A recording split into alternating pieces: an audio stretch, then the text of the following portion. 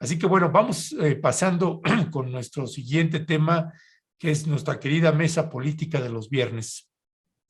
Esta mesa política en donde nos acompañan el doctor Héctor Javier Sánchez, también el flamante director editorial de La Octava Digital, Jesús Escobar, y la flamante doctora Violeta Núñez Rodríguez, que es economista, ya sabe usted, doctora en Desarrollo Social y colaboradora de Rompeviento TV, que se están incorporando. Héctor Javier Sánchez, ya sabe usted, es que es médico y anda ahorita trabajando allá en las montañas del sureste mexicano, anda en comunidades, así que no nos podrá acompañar el día de hoy. Eso sucede con alguna regularidad, con alguna frecuencia con Héctor Javier Sánchez, pues que es gente que está precisamente ahí en campo, ahí en comunidades indígenas, donde pues ya quisiéramos que otras personas y personalidades pudieran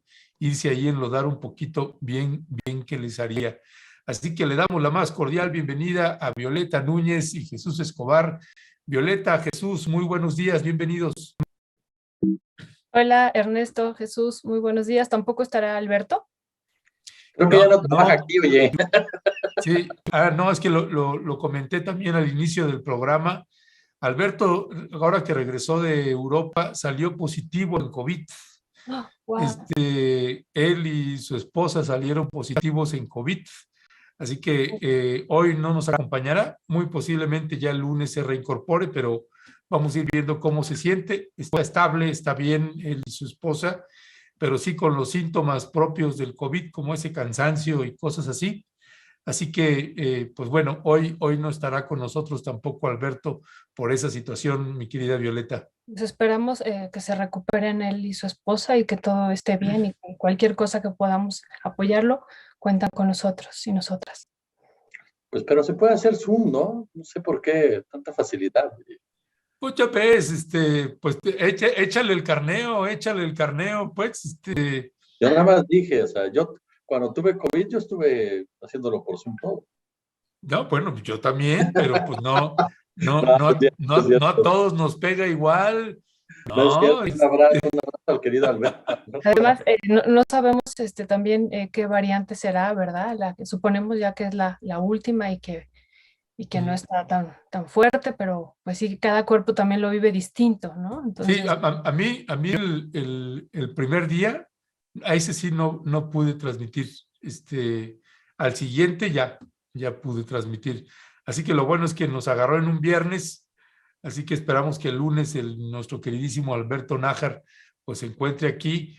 Y bueno, pues si quieren, mi querida Violeta y Jesús, vamos entrando en materia y me gustaría iniciar pues con todo este tema, esta polémica, mi querido Jesús Escobar, esta polémica que se ha generado con el convenio que hizo el gobierno de México con Cuba y toda esta campaña. Hace un momento platicábamos con Alberto Escorcia, pues precisamente de estas campañas en redes sociales anti-Cuba y haciendo críticas muy fuertes al gobierno de Andrés Manuel López Obrador por la visita de estos médicos que, pues en lugar de estar pues todos celebrando o mínimamente con un poco de vergüenza y pudor de que haya médicos de otro país que estén dispuestos a irse a lugares apartados, lejanos, agrestes, donde hay mucha pobreza, mucha marginación y que en nuestro país, Jesús,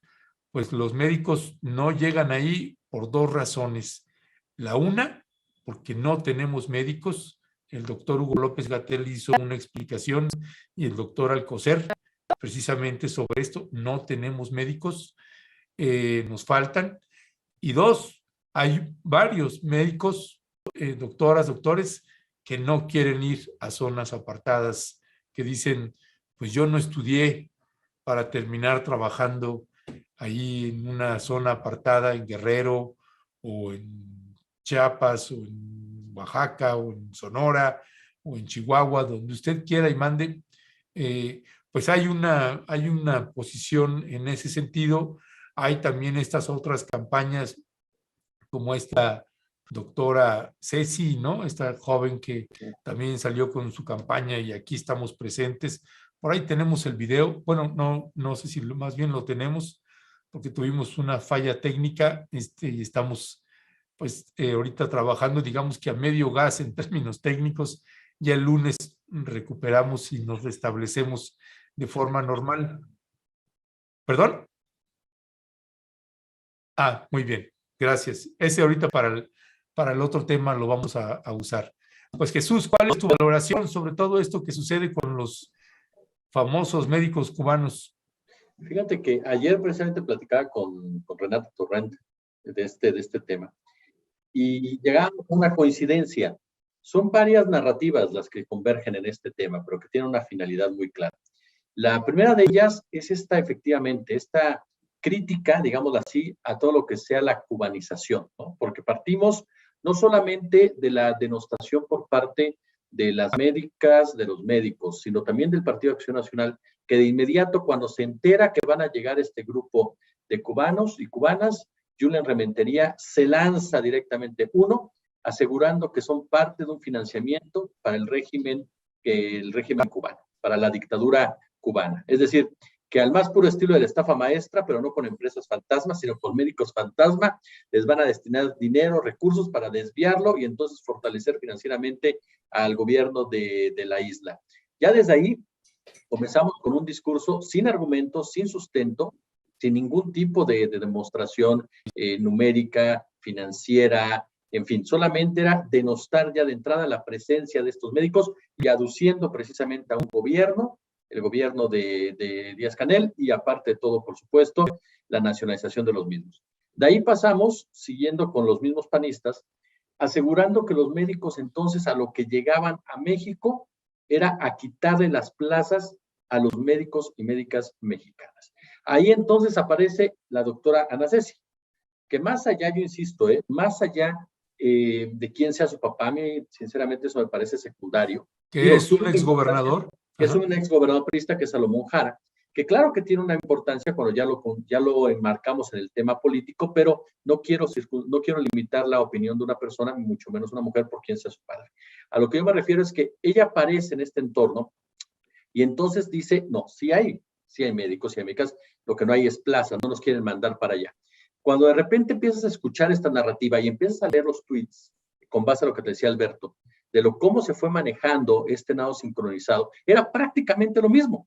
Era decir, sí hay médicos, pero no hay plazas. Cuando sabemos perfectamente, mi querido Ernesto, mi querida Violeta, desde hace muchos años, que los médicos y médicas de nuestro país, por diferentes razones, no acuden a estos lugares, a las sierras, a las poblaciones alejadas, en donde muchas veces no hay ni hospitales, y si hay hospitales son hospitales abandonados, donde no hay medicinas. Son pocos realmente los médicos y las médicas quienes se animan a asumir esas responsabilidades. Algunas tal vez con razón, cuando dicen no puedo ir ahí, ¿por qué? Porque ahí está el narco, porque matan, porque agreden, no quiero arriesgarme. Adelante, tienes todo el derecho, pero otros también es por una cuestión elitista, por una cuestión clasista, porque como bien lo decías, porque simplemente no quieren dejar su consultorio en Polanco, porque simplemente no quieren dejar la Ciudad de México, o Monterrey, o Puebla, o Guadalajara.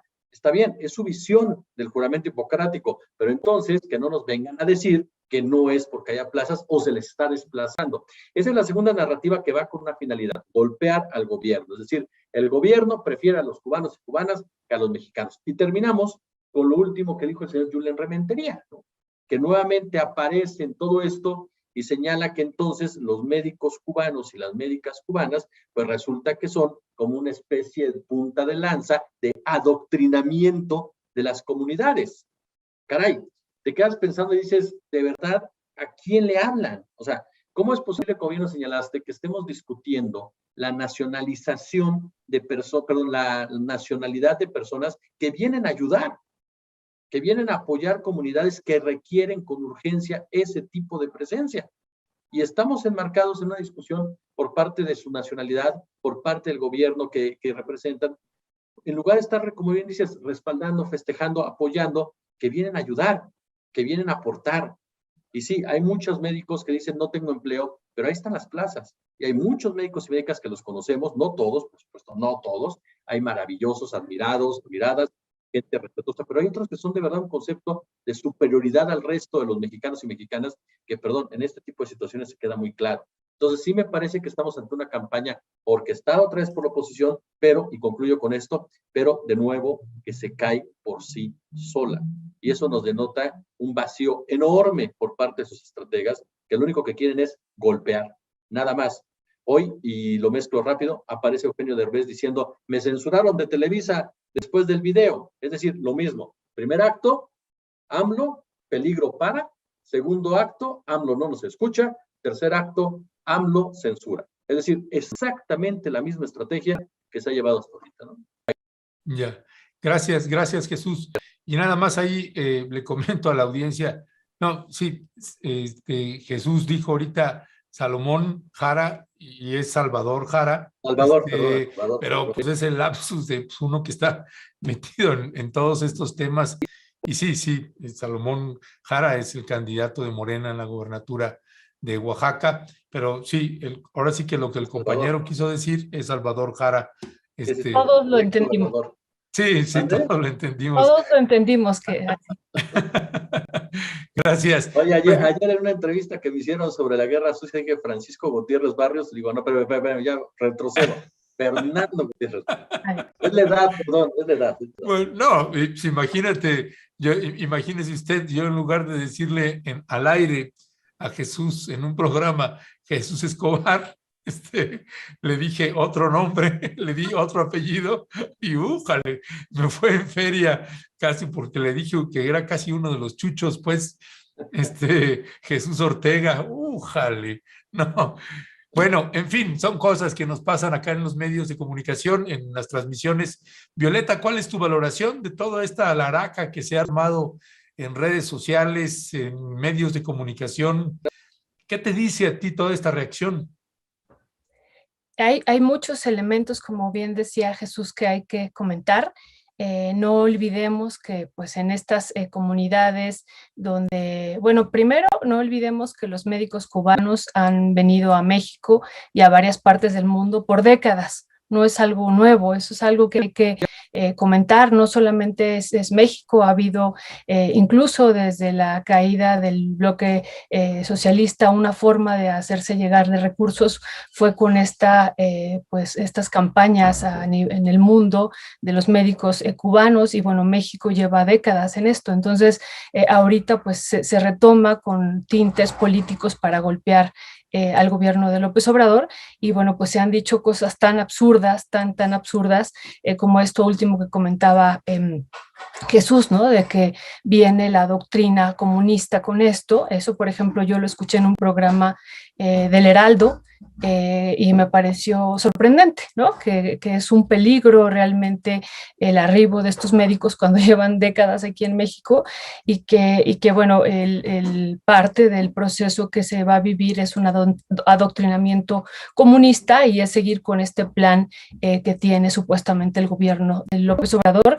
Y esto de la supuesta idea que tienen también ellos de que México va a financiar al régimen, dicen incluso ellos, ¿no? Castrista, cuando ya Castro murió, ¿no? O sea, es una cosa absurda todavía la que escuchamos, eso por un lado, pero lo que hemos dicho pues se aprovecha políticamente. Ahora, creo que aquí hay varios elementos que yo quisiera comentar, y que me parece que brevemente lo haré en estos indicadores que hay y que pues muestran y también desactivan parte de la argumentación de lo que va diciendo la oposición, ¿no? Por ejemplo, en los últimos datos de la Secretaría de Salud, haciendo un comparativo entre lo que ocurre en Chiapas y Guerrero, ¿no? Por ejemplo, se dice, mientras que en la Ciudad de México hay 2.3 camas hospitalarias por cada 1,000 habitantes, en Chiapas hay solo 0.5 camas hospitalarias por cada 1,000 habitantes. Eso hay que 0.5 camas, ¿no? Pero bueno, la situación también se vive muy cruda en términos del número de médicos, y aquí, mientras en la Ciudad de México hay 4.9 médicos, casi 5 médicos por cada 1,000 habitantes, en Chiapas el dato es de 1.6 médicos por el mismo número de habitantes. Eso es en este contexto de este estado del sur. Ahora, en el caso de Guerrero, ocurre lo mismo. ¿no? En la Ciudad de México hay 2.3 camas de hospital y en Guerrero es 0.8, un poco más que en Chiapas. Y el número de médicos igual es 4.9 en la Ciudad de México, como había comentado, y en el estado de Guerrero 2.3.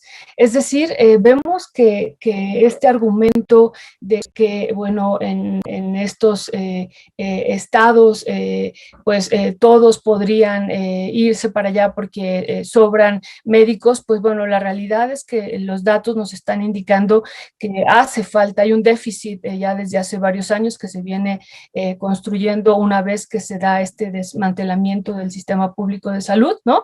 Y que por eso, bueno, no hay camas hospitalarias, no, bueno, ni siquiera hay hospitales, no hay clínicas cercanas, ¿no? A los centros, a las comunidades, tampoco hay laboratorios, ¿no? Ahora que hacíamos algunas entrevistas con algunos compañeros de Ocosingo, Chiapas, en torno a, con algunos compañeros celtales, en torno a cómo vivieron la pandemia, pues decían, pues no hay nada, ¿no? No hay nada, no hay forma ni de hacerse una prueba de COVID porque tendríamos que avanzar durante, pues, varios horas y a veces hasta días para poder salir de las comunidades, ¿no? Entonces, esto me parece, estos datos me parece que son muy importantes. Y otro dato, y con eso concluiría también, es un desconocimiento, se me hace a mí fuerte, igual nuevamente enfatizaría por parte de la oposición, en torno a lo que ha sido el régimen de salud o el sistema de salud en Cuba.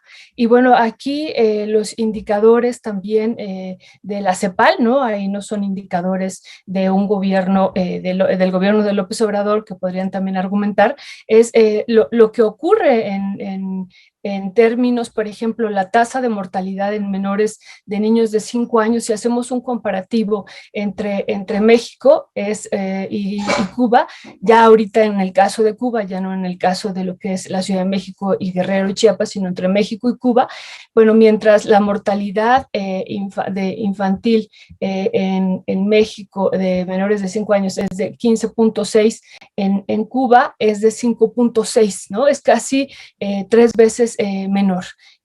Por ejemplo, en la tasa de mortalidad neonatal, eso también, ese dato es muy interesante. En México es de 7.5 y en Cuba es de 2.1, ¿no? Y bueno, y cerraría diciendo, por ejemplo, el diferencial, y perdón, estos datos los tengo ahorita claro porque estábamos en el curso de nosotros de Economía de América Latina en la UAM, y revisamos pues todos los países de América Latina, ¿no? Como cuál es el gasto en diversos rubros, y por ejemplo, en términos del Producto Interno Bruto, también ese es un indicador muy, muy importante para nosotros, mientras que México destina el 5.9% del destino, del Producto Interno Bruto para gastos de salud, Cuba invierte casi el 11%, ¿no? O sea, es decir, más del doble o casi el doble, ¿no? Entonces me parece que hay, y bueno, y todo lo que ha logrado Cuba, no estoy aquí expresando en este momento un posicionamiento a favor o en contra del régimen, sino que me parece que no se conoce, incluso comparando estas naciones, todo lo que ha logrado Cuba, ¿no? Por ejemplo, esta vacuna que logró para las madres que tienen SIDA, y que con esta vacuna no transmitan la enfermedad a sus hijos, ¿no?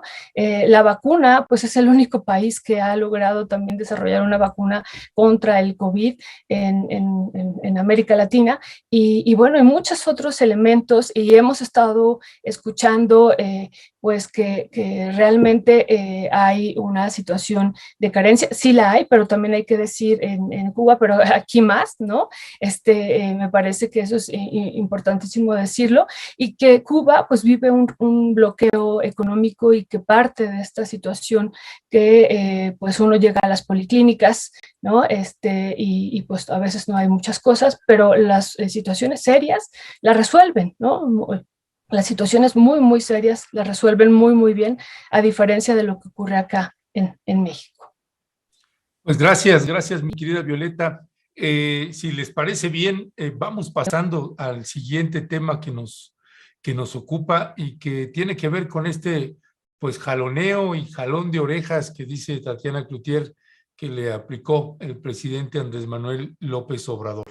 Tenemos un video donde precisamente el presidente López Obrador hace una crítica a la secretaria de Economía, a la Secretaría de Economía, una crítica dura y parece ser que se cabrió la secretaria de Economía, Tatiana Cloutier. ¿Y qué decir? ¿Cómo entender, cómo leer este tipo de confrontación? Vimos también notas ahí importantes pidiéndole a Tatiana, pues gente de la derecha que renuncie y que casi regresa con nosotros. Y se ha hablado incluso de que quieren hacer la candidata porque en la derecha pues no ven alternativa para tener un candidato o candidata fuerte. Vamos a ver lo que dijo Andrés Manuel López Obrador y regresamos.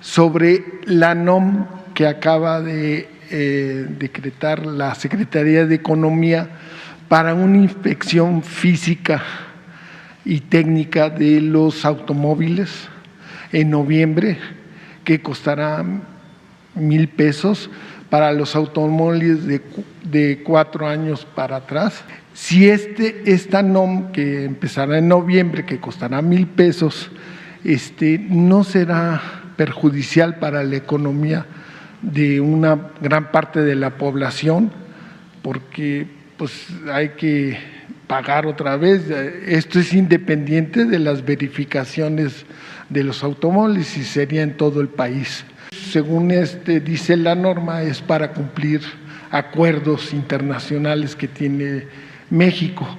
Según el censo del 2020, son 50 millones de automóviles de parque vehicular registrado en México. Más del 80% tiene más de 4 años. Entonces, estarían forzados a esta verificación. Entonces, mi pregunta es, ¿no nos afectará hasta en la inflación? No tenía yo conocimiento. Hay decisiones que toman las secretarías y no se consultan. Ahora estamos procurando que todo lo que perjudique la economía popular se consulte. Antes era un desorden el gobierno, porque cada secretaría hacía lo que pensaba era su función o responsabilidad. Ahora no, sobre todo en lo que perjudica a la gente. Lleva tiempo establecer esta nueva forma de gobierno, pero tenemos que sensibilizar a los servidores públicos, porque ellos dicen, hay un acuerdo, así está la norma, y ya. Y la gente, como los mismos tecnócratas lo dicen, no cuenta, es una variable que no importa, cuando es lo principal. Entonces eso se va a revisar, no vamos a estar bolseando a la gente. Pero esa era la mentalidad que prevalecía y no se ha ido todavía. Es que son procesos de cambio, de transición. Hemos avanzado mucho, pero falta, nos queda todavía una parte ahí del pensamiento conservador, tecnocrático, que hay que irlo haciendo a un lado, y no con imposiciones, sino convenciendo.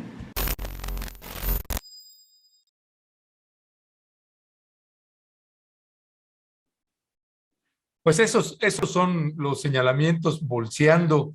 No vamos a estar bolseando a la gente, decía el presidente Andrés Manuel López Obrador. Tatiana Cloutier respondió ese mismo día. Tenemos por ahí una imagen precisamente de las frases que nos parecen pues emblemáticas de Tatiana Cloutier sobre estos señalamientos que hizo el presidente Andrés Manuel López Obrador. No sé si podemos ponerla ahí a cuadro, Leonardo.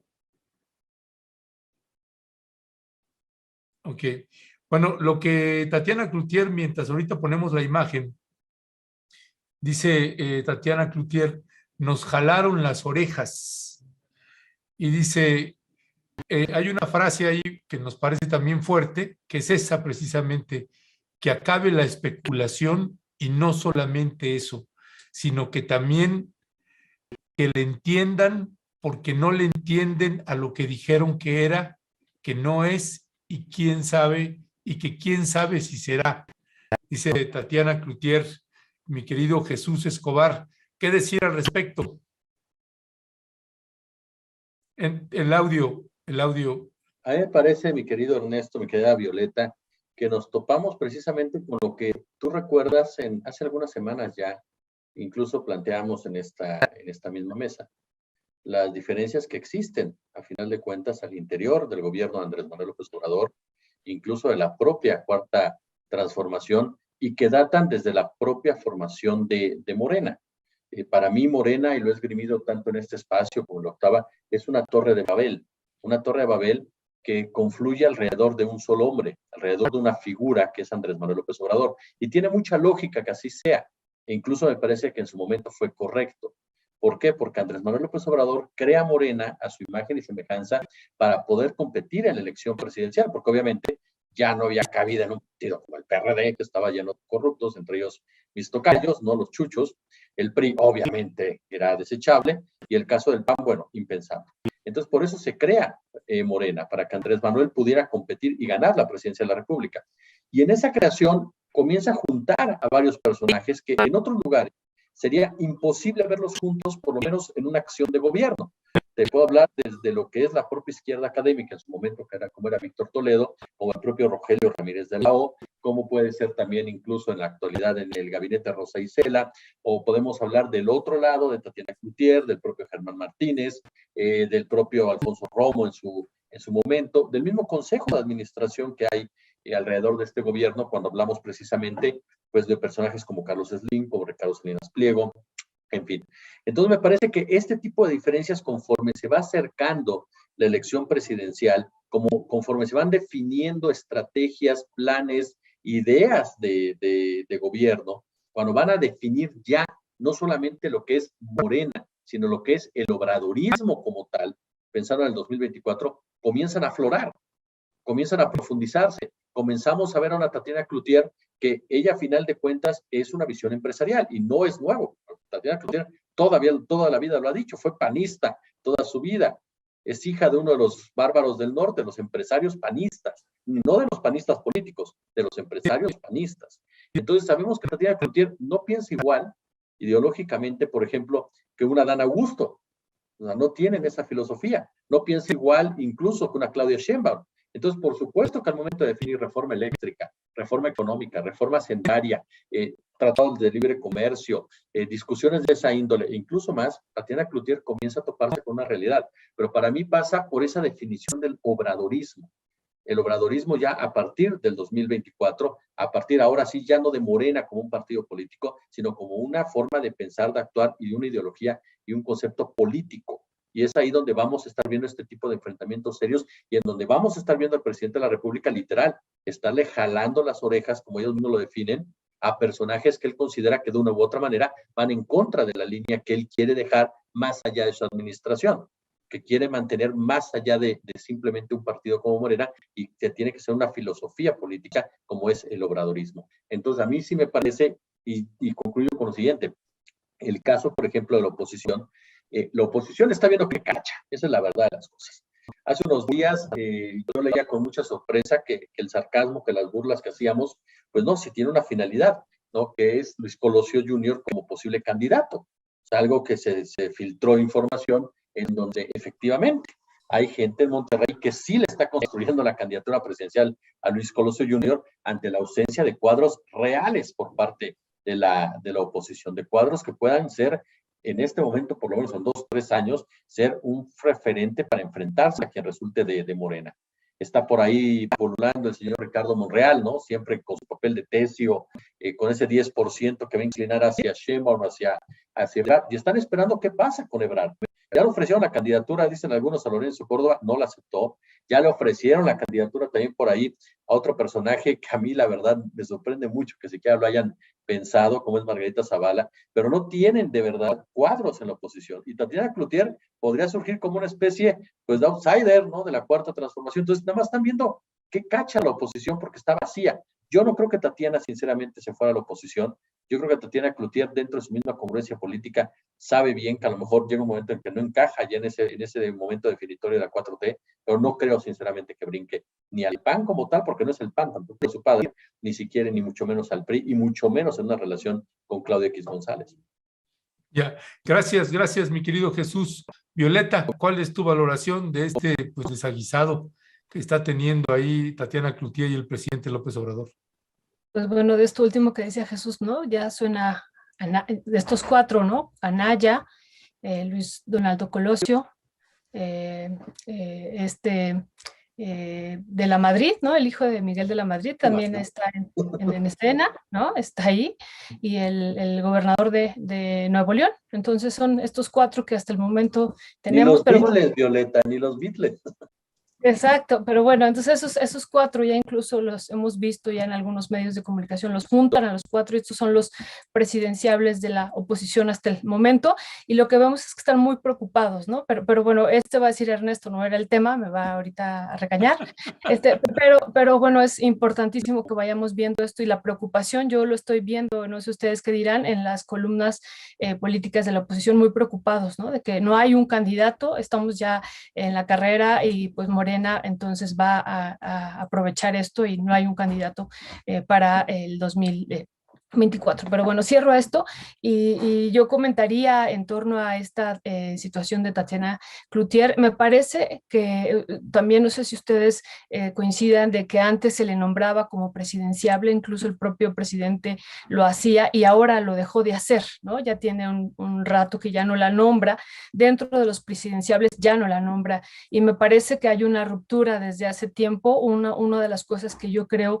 pues es cercanía incluso con el sector minero, ¿no? Cuando fue lo de la convención que ya lo hemos platicado aquí, minera, de decir que se reactiven las concesiones. No fue ella directamente, pero sí el enviado a la concesión, a la convención minera, y bueno, pues también ha habido ahí pues me parece que una situación de diferendo también en torno a la posición de la nacionalización del litio, ¿no? Que no la compartió del todo, por lo que hemos visto, y bueno, pues entonces sí ha habido ahí una situación complicada, y bueno, decir públicamente la tecnocracia no se ha ido, ahí sigue, pero bueno, también hay que recordar, él la puso como secretaria de Economía, ¿no? Entonces es como, hay como un doble, pues por un lado la ataca, y lo que ocurrió ahorita que yo venía de la universidad, puse el radio y escuché en la mañanera, y ya ven que está en Sonora, un enlace, lo último de la intervención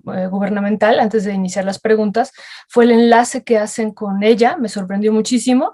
Está en Londres, está en esta firma del tratado, un tratado comercial con Londres, con Inglaterra, y bueno, algo que me impactó fue, pues él dice, vamos a cerrar con Tatiana, quiere comentarnos algo, y bueno, Tatiana Cloutier ya menciona que pues está muy contenta porque se ha logrado, va a haber una firma y comercial con Londres, da datos muy interesantes que después los podemos discutir, muy, muy interesantes, ¿no? Sobre la llegada de la inversión inglesa a nuestro país. Que a mí me llamaron mucho la atención, pero tampoco es el tema, pero bueno, lo pongo aquí, e inmediatamente después López Obrador la felicita, ¿no? Le dice que gracias, y la felicita por la labor que está haciendo, ¿no? Entonces son como estos mensajes que vamos viendo, pues a veces uno diría, pues la ataca públicamente, le dice que es una pues tecnócrata, y luego ahora le da la palabra y la felicita, ¿no? Y bueno, y la conecta desde Londres. Eso es lo que a mí me llamó la atención, ¿no? No se esperó a que regresara, sino desde Londres. Entonces, bueno, esto también para que lo tengamos aquí presente. Gracias. Ya. Pues que el presidente, como bien dice el Violeta, el presidente no es un personaje que haga las cosas a lo loco, como mucha gente lo quiere vender. De repente dicen Andrés Manuel, de repente pierde la cabeza. Es un tío que sabe perfectamente cómo mandar mensajes, cómo modular, cómo vender. Este detalle que señalas, yo coincido, es muy significativo. El hecho de que se enlace con Tatiana, que Tatiana es una noticia importante, y después de todo este zafarrancho y demás, y después de que empezó la oposición a comentar, empezaron también los grupos internos de Morena, caso concreto el grupo de Sheinbaum, a festejar este alejamiento, el mismo grupo de Ebrard. Me parece que Andrés Manuel López Obrador juega mucho con este tipo de señalamientos y juega mucho precisamente con este mensaje de que sí, yo te regaño, yo te controlo, yo te digo por dónde va, aquí la mano fuerte es la mía, pero nadie más, ¿eh? O sea, ni se estén cantando por acá, ni estén cantando por allá. Sí, claro. Sí, Incluso con esto, perdón Ernesto, con esto que comentabas, ¿no? En varios editoriales de los medios, ¿no? Por ejemplo, en El Financiero, en El Economista, varios artículos también de opinión, pues hablaron y llamaron a la Secretaría de Economía para que pues renunciara, ¿no? O sea, que era el momento de que él la estaba confrontando y que pues renunciara y pues que por dignidad lo hiciera, ¿no? Y que era el momento. Entonces me parece que pues hoy cambia el rumbo a partir de esto que ocurrió hace un momentito. pues sí, yo lo que creo es que, pues como esto que estaba señalando ahorita, es lo que está usted viendo en pantalla, un articulista y del Economista, Enrique Campos Suárez, pues diciendo Tatiana Cloutier debería renunciar. Pues sí, eso es lo que se ha desatado. Me parece que el presidente López Obrador ayer hizo un comentario también, pero me parece suave en el sentido de no, está haciendo un gran trabajo. O sea, intenta rectificar un poquito, como que a lo mejor pues le dijeron, oye, pues sí te pasaste, porque prácticamente estás diciendo que Tatiana Cloutier anda bolseando ahí al país.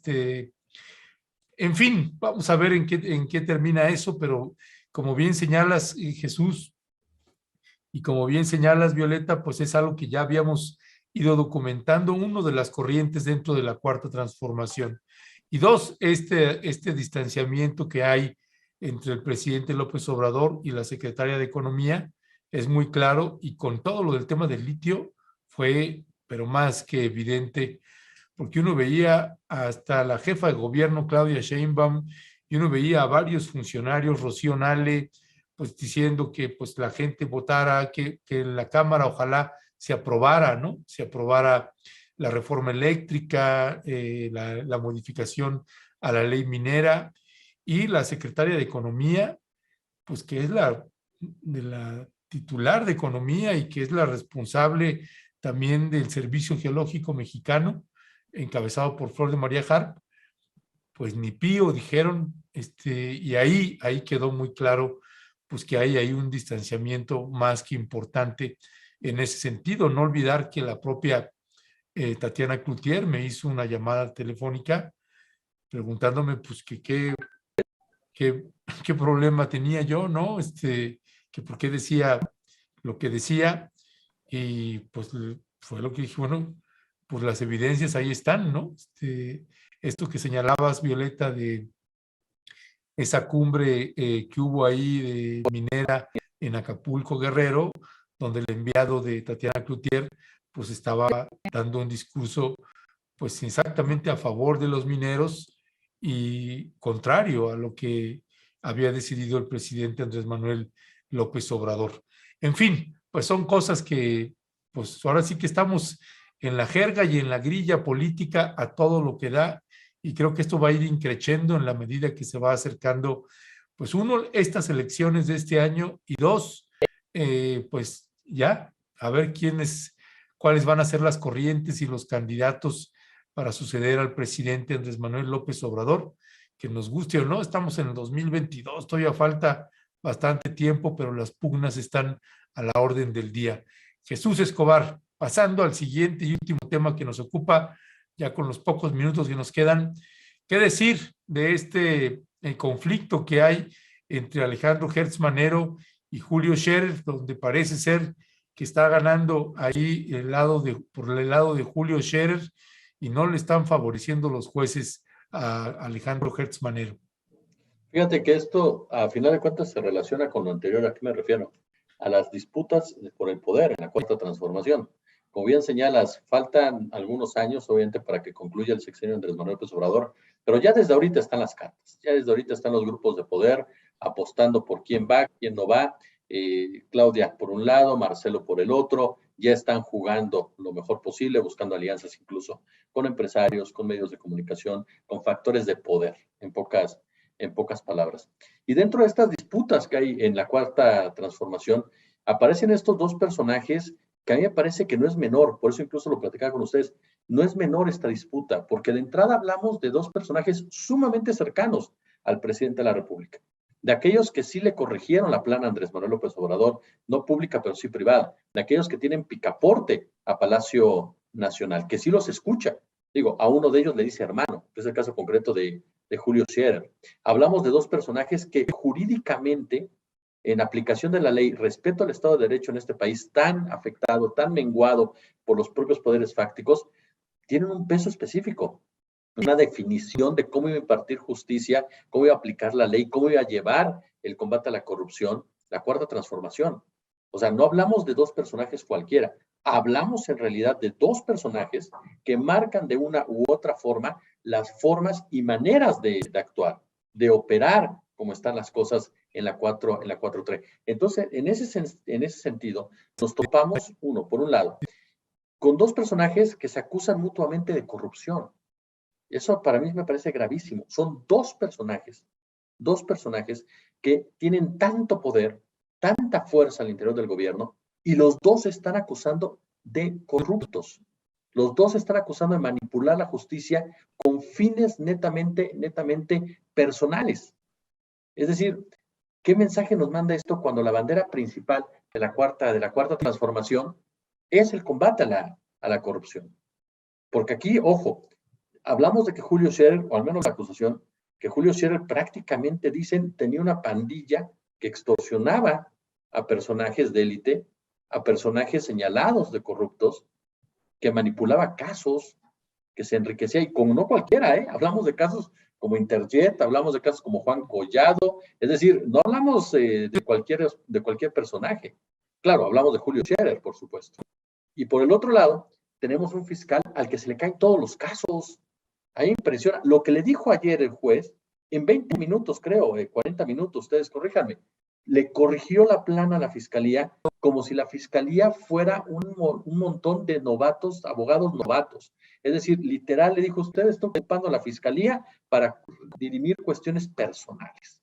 Es decir, que un juez te diga eso a ti que eres el fiscal general de la República, nos habla de un problema serio, sistemático, en la elaboración de casos, nos habla de un problema en donde la justicia es lo que menos importa, la ley es lo que menos importa, y nos habla de un vacío enorme en el respeto al Estado de Derecho. Entonces, para mí, de verdad, sí es un enfrentamiento que aun cuando Scherer ya no está, que aun cuando Alejandro Hertz oficialmente pues está en un ente aparte, independiente, autónomo, como es la Fiscalía, sí es un enfrentamiento que muestra los cimientos de la Cuarta Transformación, sí es un enfrentamiento que puede simbrar de verdad a la Cuarta Transformación, porque aparte de todo son dos personajes que le saben absolutamente todo a todos los personajes de peso de la Cuarta Transformación. Son dos personajes que se pueden espiar mutuamente y pueden sacar todo el lodo que hay alrededor de la clase política empresarial de este país. Entonces, a mí sí me parece que es un asunto muy serio el que se vive entre Scherer y Hertz, y que el presidente tarde o temprano va a tener que intervenir, por lo menos para calmar un poco las aguas entre dos sujetos, insisto, que sí pueden de verdad trastocar lo que es el obradorismo y lo que es precisamente la Cuarta Transformación rumbo al 2024.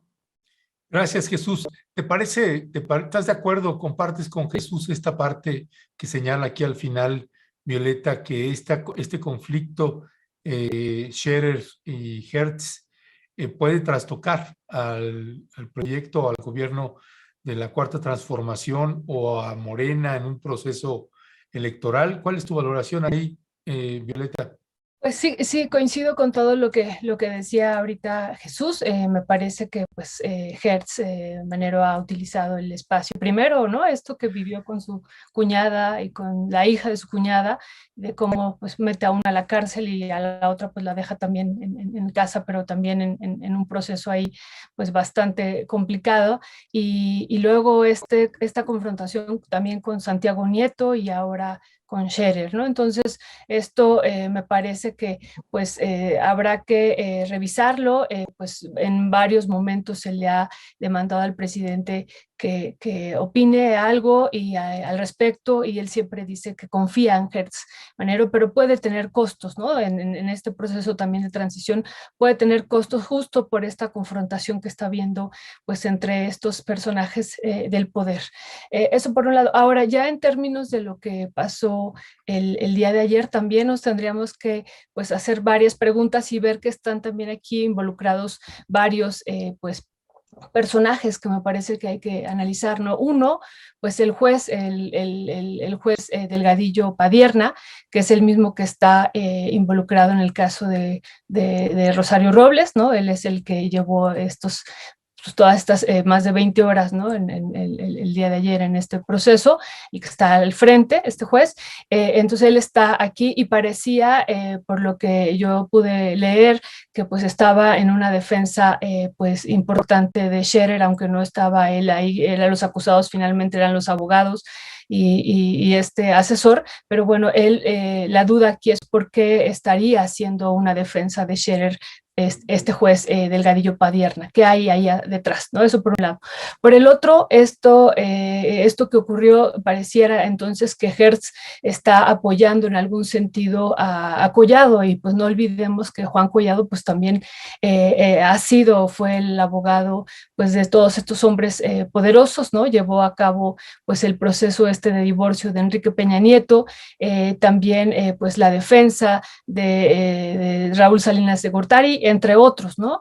Y bueno, pues todo el régimen de corrupción en el que estuvo inmerso, el proceso de corrupción, mejor dicho, en el que estuvo inmerso. Y otra pregunta entonces que surgiría aquí es por qué Hertz entonces atacando a Scherer pareciera que está defendiendo a Collado, ¿qué hay ahí de fondo, ¿no? Entonces todos estos elementos me parece que sí podrían pues repercutir en algún sentido si es que el presidente pues no pone o no interviene. Él dijo no voy a intervenir, pero me parece que ya hay varios elementos que se tienen que pues analizar con detalles en miras no solamente del proceso electoral, sino del papel que juega la fiscalía, ¿no? En lugar de estar atendiendo pues asuntos que deben de ser de importancia prioritaria a nivel nacional, pues está pues enfrentando cuestiones personales, parece, ¿no? De aquí, pues contra estos personajes que se han convertido en sus enemigos y que entonces utiliza la fiscalía para atacarlos. Ya. Gracias, Violeta. Déjenme despedir. Perdóname, incluso Sí. ahorita con base a lo que dice Violeta, en cuanto dan a conocer esta postura del juez, la respuesta de la fiscalía es lo vamos a investigar, ¿no? O sea, ya de entrada, y después, incluso creo que tiene, y lo compartió ahorita alguien de la audiencia, ustedes corríjanme, pero cierto, ya tiene acciones judiciales Hertz en contra del hijo de Alejandra Cuevas. Es decir, el hombre parece que no entiende, de verdad, yo no sé si ya ese nivel no sé si de cinismo, no sé si de desvergüenza, no sé si de verdad siente tanto poder. A mí, y creo que también te lo comentó a ti, Ernesto, en entrevistas, la familia Cuevas siempre lo ha dicho, es el hombre más poderoso de este país, de una u otra manera. Tiene una fuerza muy grande precisamente por impartir la justicia como lo imparte. Y estamos hablando de un personaje que se formó en un sistema que ha hecho del Estado de Derecho un negocio político, no un respeto, un negocio político. Entonces, si es el fiscal, un personaje, en definitiva, que ha utilizado los casos para beneficio netamente personal, pero que lo más triste es el reflejo que vemos en las fiscalías estatales, que vemos en el sistema de justicia. Es un espejo lo que vemos de cierta manera a diferentes niveles. Y eso es lo que a mí de verdad hasta terror te da, porque cualquiera puede caer, cualquiera puede ser víctima, nada más porque al señor no le gusta lo que se está diciendo, ¿no? O sea, la aplicación de la justicia por berrinche. Y del otro lado, pues hablamos de un personaje que de una u otra manera tuvo la capacidad de espiar al propio fiscal general de la República. Entonces... No, sí, no es cualquier cosa. Déjeme ya nada más despedir en menos de un minuto o en un minuto máximo, Violeta. Dice Marco Sánchez, AMLO tiene buen capital político, por eso está asumiendo el costo de mantener a Hertz. No le preocupa eso. Si no lo tuviera, si lo tuviera, ya lo hubiera removido de inmediato. ¿Qué tan cierto? No me parece para nada un comentario descabellado. De hecho, me parece pues, bastante cercano a una realidad. ¿Consideras que no le preocupa ese tema al presidente, Violeta? Sí, coincido, ya lo hubiera podido remover, pero aquí el problema es que esto sí puede tener costos, ¿no? Esta confrontación, como decía Jesús, de los hombres más cercanos al presidente, o de los, incluso lo que él ha dicho ahorita, Jesús, recordándonos, ¿no? Mi hermano, ¿no? Julio Scherer, y ahora aquí esta confrontación entre ambos, y entonces respaldando al uno y al otro, me parece que esto sí podría tener pues algunas situaciones complicadas hacia el proceso electoral, pero insisto, yo no creo que ese sea bueno, pero también está esto otro elemento de fondo, que es resolver los problemas que debería de estar atendiendo la Fiscalía. Ese para mí es el fondo de esto, ¿no? No podemos hablar también del personaje, pero el fondo que son pues, toda la conflictividad que estamos viviendo a nivel nacional que no se resuelve o que va lento, y que bueno, pues también Hertz aquí ha sido parte responsable de esta lentitud, ¿no? De los procesos que él debería estar atendiendo. Ya, gracias, Violeta. ¿Qué opinas tú, Jesús? ¿No le importa realmente a Andrés Manuel López Obrador el costo político? ¿No le tiene, lo tiene sin cuidado? ¿Cuál es tu valoración? Lo que pasa es que el presidente de la República, y caray, yo lo diría que desde jefe de gobierno, tiene una especie de teflón, ¿no? Es decir, las críticas sobre Andrés Manuel López Obrador, incluso las más virulentas, las más fuertes, por lo regular no tienen el impacto que mucha gente pensara y que muchos otros quisieran, ¿no? Lo vimos desde el tema del desafuero. Cuando surge todo ello, esto seguramente hubiera descarrilado cualquier político de este país.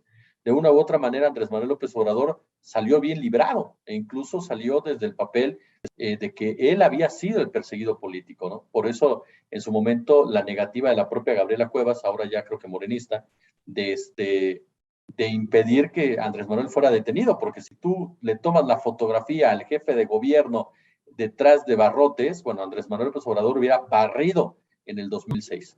Cierto que la campaña de odio que hubo en su contra en el 2006, o campaña, dicen los politistas que no es de odio, para mí es decir, las campañas sucias son de odio de una u otra manera, de nombrarlo un peligro para México, tuvo un impacto en un sector de la población, pero no tan grande como ellos esperaban, a tal grado que tuvieron que hacer un fraude para mantener a Felipe Calderón Hinojosa en la presidencia. Y así podemos ir recabando la historia de Andrés Manuel López Obrador, y nos vamos a topar que en las campañas en su contra o las acciones en su contra no tienen ese impacto, no tienen ese golpe, no minan su popularidad. Él tiene un capital político muy grande, eso es cierto, y sabe bien que por un lado es la política, y que por ahí se está enfocando, y por eso casi no se mete en el tema Hertz, o si se mete es para decir yo lo apoyo, yo lo respaldo, pero a mí ese mensaje de yo respaldo a Hertz es precisamente como no romper esa alianza con lo que representa Hertz Manero, y que sabe Andrés Manuel López Obrador que en este momento requiere de ese grupo, de ese poder, para mantenerse él en el poder y para mantener su forma de gobernar y pensar más allá del 2024. A mí me parece que es un juego de ajedrez político, más allá de que tenga o no tenga esa simpatía personal por Hertz Manero, sabe lo que representa Hertz Manero, sabe a quiénes representa Alejandro Hertz Manero, y no quiere librar en este momento ese enfrentamiento con él. Tarde o temprano lo va a librar, no lo sé. No sé si el presidente de la República quiera llevar a cabo una batalla que sabe que va a tener un costo tanto político como empresarial, e incluso en el tema judicial. Pero lo que sí me queda muy claro es que en este momento al presidente no le interesa, no le conviene para sus planes enfrentarse directamente a Hertz Manero, y que su caudal político, su capital político, le permite respaldar a un personaje oscuro, a un personaje que es una piedra en el zapato de cualquier transformación, a un personaje sumamente sumamente cuestionable y que en cualquier otra oportunidad, cualquier otro tiempo, ya tendría que estar siendo investigado por las acusaciones que hay en su contra. No solamente ha renunciado, tendrían que estarlo investigando por enriquecimiento ilícito, por el uso faccioso de la justicia, por todos los detallitos que este hombre nos ha aplicado desde la Fiscalía General de la República. ¿Habrá consecuencias políticas electorales? Yo sinceramente hoy por hoy no las veo. No las veo en las encuestas, no las veo en la disputa, y mucho también pasa, y retomo nada más ya para concluir, lo que pasa del otro lado de la banqueta. Si no tienes una oposición fuerte que aproveche este tipo de cuestiones, pues difícilmente va a tener una repercusión al interior de Morena. Ya, pues muchas gracias, mi querido Jesús Escobar, Violeta Núñez. Gracias a los dos, les mandamos un fuerte abrazo, que tengan un lindísimo fin de semana y nos vemos la próxima semana. Igual. Muchas gracias y que se recupere Alberto y esperemos que Héctor le vaya muy bien y ya lo vemos aquí la próxima semana. Adiós, Jesús, un abrazo. Para mí, Violeta, me queda claro que qué raro que falten Héctor y Alberto, y eso el COVID y el trabajo de campo y no sé qué. Sí. Yo también pensaba algo así, dije, no, sí. Llegó de Alemania, trae por allá algún tipo de cerveza alemana, no sé. No nos invitó, eso es lo malo. No, pero Jesús sí nos va a invitar las pizzas ahí en el Tierra Adentro. Ya les dije, pongan fecha, ustedes no ponen Con fecha. cerveza. Sí, pongan las pizzas y las cervezas. Y las chelas artesanales mexicanas. Ya estás, ustedes Eso. pongan la fecha. Ya estamos, ahí nos ponemos en contacto. Un abrazote, gracias. Hasta luego. Gracias. Gracias. Pues bueno, Violeta Núñez, Jesús Escobar, en esta mesa política de los viernes. Gracias a los dos.